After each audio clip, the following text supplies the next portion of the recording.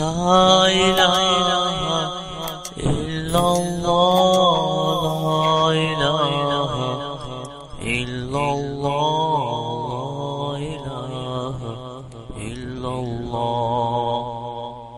بسم اللہ الرحمن الرحیم. عن ابن عمر رضی اللہ تعالی عنہما قال قال رسول اللہ صلی اللہ تعالی علیہ وسلم ان اللہ وملائکتہ یصلون علی المتسحرین. رواہ الطبرانی. نبی کریم صلی اللہ علیہ وسلم نے ارشاد فرمایا اللہ تعالیٰ اور اس کے فرشتے سحری کھانے والوں پر رحمتیں نازل فرماتے ہیں.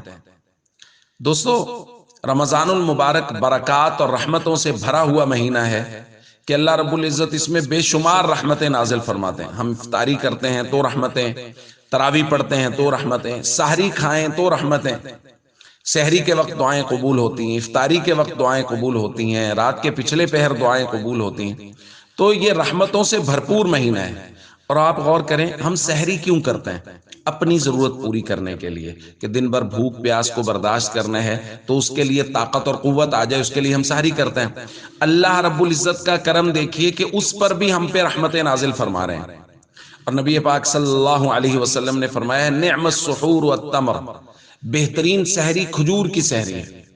ہمارے یہاں افطاری کے وقت میں تو دسترخوان پہ کھجوروں کا اہتمام کیا جاتا ہے، سحری کے وقت میں کھجوروں کا اہتمام نہیں کیا جاتا.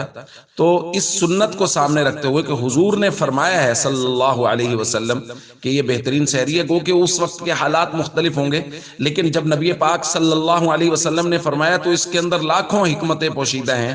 اس لیے سحری کے وقت بھی کھجوروں کا اہتمام کیا جائے، دسترخوان پہ کھجور ضرور رکھ لی جائے باقی چیزوں کے ساتھ اور اس کو استعمال کیا جائے. رحمتوں والے اس مہینے سے خوب فائدہ اٹھائیں، اپنے اوقات کو قیمتی بنائیں تاکہ اس بابرکت مہینے کی کوئی گھڑی بھی ضائع نہ ہو. السلام علیکم ورحمۃ اللہ وبرکاتہ.